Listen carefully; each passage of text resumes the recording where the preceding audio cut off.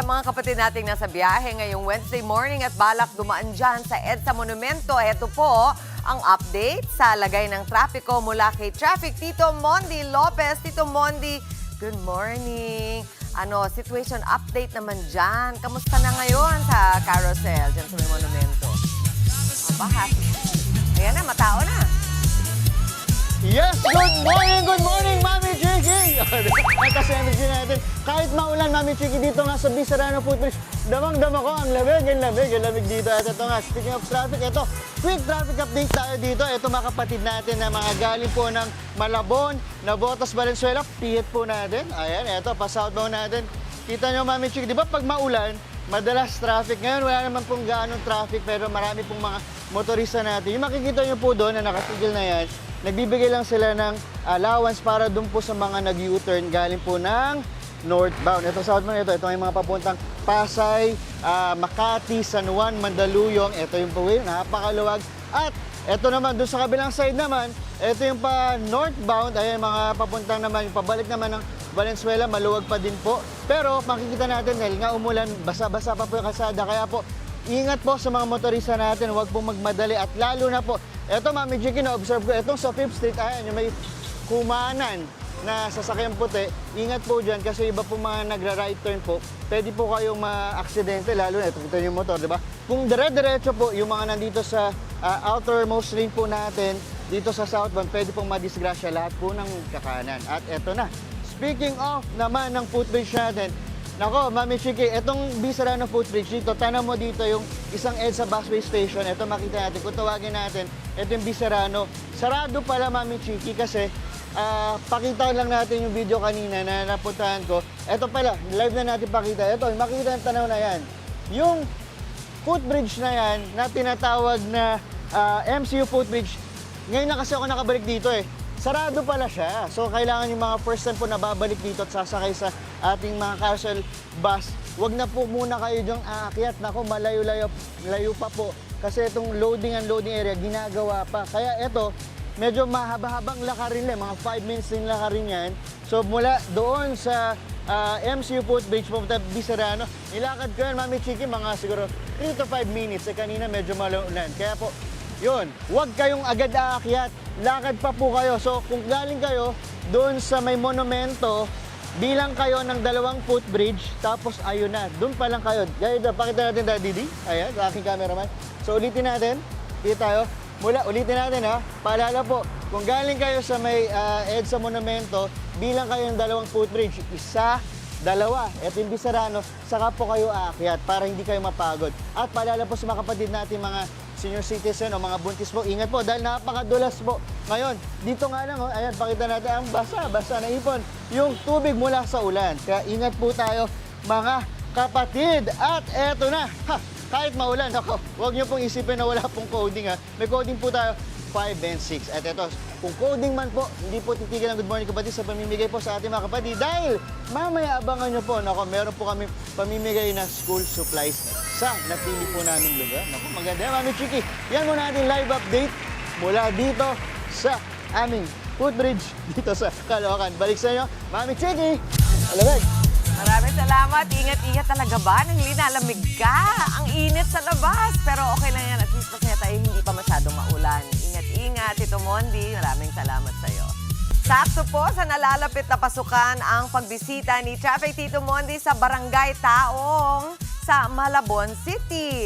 Hindi lang commute-stahan, may baon din siyang pa-school supplies para sa mga kapatid natin doon. Tito Mondi, aba, ang layo naman ang narating mo. Ang bilis, Ay, mamimigay ka na. Kamusta nga ba ang paghahanda ng mga bata dyan? Ay, hindi, yung mga nanay. Sa balik eskwela dyan sa Malabon. Wow, daming pagkain! Yes, Mami Chiki! Ay, school supplies ba yun? Ito nga, Mami Chiki, makita nito sa lamesa natin may mga school supplies. Ayan! Yes, ito Mami Chiki, ito, papakita natin ang laman. May pa-notebook, may pa-pambura pa, may pang-sulat, papel. Kompleto, may pang, pang-kulay. Saka di ba pagkadala sa Mami Chiki, di ba bago? Namoy natin, bago tayo ng bago notebook, di ba? Ito na Mami Chiki, nandito nga tayo sa may Tanyong Multipurpose Hall sa Malabon City. Kanina habang ini-introduce mo ako, sumasayaw ako, tumatawa sila, akala nila. Ganun lang, nagpa-practice. Hindi po, live na po tayo ha. Okay, practice nga. Team Commute, kaway-kaway sa bahay. Very good, very good. Magaling ang aking mga estudyante dito ngayon. Eto na, bago natin ipamigay ito, Mami Chick, ng school supplies natin, etong mga nanay natin, kadalasan maganda rito, hindi na nila problema yung mga pamasahe po, no? Kasi walking distance lang mula dito sa kanilang bahay, papunta doon sa eskwelahan nila. Tapos, doon nga sa kabila natin dito, meron pong nasunugan, no? Na doon yung evacuation po. Pero, ngayon po, unti-unti na sila kakabalik sa kanilang bahay. At eto pa, yung kanina po, sana mapakita natin, bago kami nagpunta rito, ang baha na po sa inyo, ha? Talagang sa may JP Rizal Avenue, baha na talaga, konting ulan lang, bumuhos na. Tapos ito yung mga pauwi papuntang Recto, Monumento, Divisoria na Botas. Ito na, simulan natin mamimigay. Sino muna rito ang leader ninyo? Aba, galing, magaling. Sino naman dito ang nagtuturo sa daycare? Ang taas ng energy nila.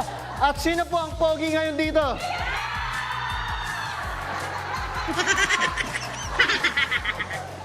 Binola niyo naman ako. Okay, wala na. Back to studio. Ito, napogian na. Ito po. Ngayon, sino ang chismosa rito? Di ba? Turo-turo tayo kung kani-kanina po, di ba? Sino dito ang palautang? Ayaw mamin, ayaw mamin. O, eto na. Kausapin muna natin. Very good ka. Ang galing yung magturo. Kausapin natin. Sino ang leader natin? Mami, anong pangalan natin? Tess po. Tess. Uy, marites po ba si ma'am? Chismoso ba kay mami? Po? May chismoso po ba kayo? Ay, hindi po. Ay, hindi. Pero usually po kasi taong barangay eh. Wow. Oh, bago tayo mamigay, anong chismis po ba ang latest ngayon? About po sa Senado. Ah? Sa Senado? Hindi sa utang, hindi sa kabit ng kapitbahay. Ito si Sir Jun din, mami, kasama natin. Sir Jun, si Sir Jun dito, Mami Chick, isa sa mga nagtuturo sa daycare po. Opo. Ito po, ano pong pakiramdam nyo na ang Good Morning Kapatid ng TV5 ay meron pong palibreng school supplies po sa inyong mga Ay, naku, magulang? talagang totoo pong nagpapasalamat at nakakataba ng puso dahil ang lahat ng mga bata mabibigyan ng mga gamit.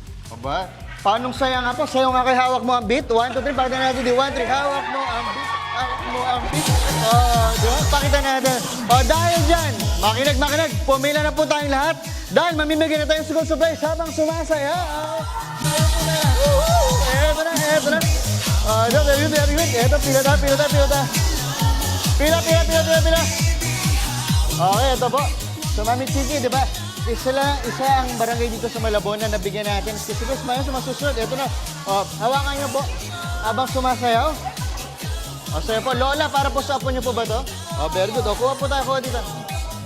Di ba? Ang dami yan. At mami, itutuloy natin ito, Mami Chiki. Ito, kuha po tayo. Ayan. Tapos, habang hawak niyo po yan. Hawak niyo. Ayan, Ben. Di ba? Mami, doon kamukha ko. Ayan. Very good. Smile po tayo. Ayan, yung iba po yung mga kapitbahay na natutulog pa. Singin po natin habang, sabi nga, di ba, until supplies last. Di ba? Ay, kaway po kaway. Very good. Smile po kayo, smile. Hawak mo ang beat. Ayan. So, tuloy-tuloy po tayo. Mami na po kayo? Po, sa pinsan ko po. Sa pinsan. Asa yung pinsan nyo? Nasa bahay po. Sunduin natin. Bakit? Kala ko mami na. Di ba kaway po tayo kaway? Very good. Sa ikang batang mami, di ba? Very good. Si mama. Tagang bagong gising, di ba? Very good. Ituloy natin ang pagtuturo. Sino dito ang hindi nagsipilyo pero nagpunta? Lahat. Ayan, yan muna natin live update dito.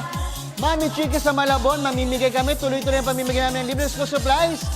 Balik sa inyo, Kaya po naman, alam mo, naalala ko nung bata ako, kaya paborito ko yung start of the school year. Kasi bago lahat, di ba? Bago yung notebook, yung eraser buo pa, malinis pa yung envelope. Naku, matutuwa yung mga bata dyan. Pero tingin ko mas natutuwa yung mga nanay dun sa mga pamahipay na binigay mo. Di ba? Bukod sa mainit, matititigan nila yung mukha ni Tito Mondi everyday. Maraming salamat, Tito Mondi. Mga kapatid, Mondi Lopez po, manatiling updated sa lagay ng trapiko sa mga pinakaabalang kalsada sa Metro Manila.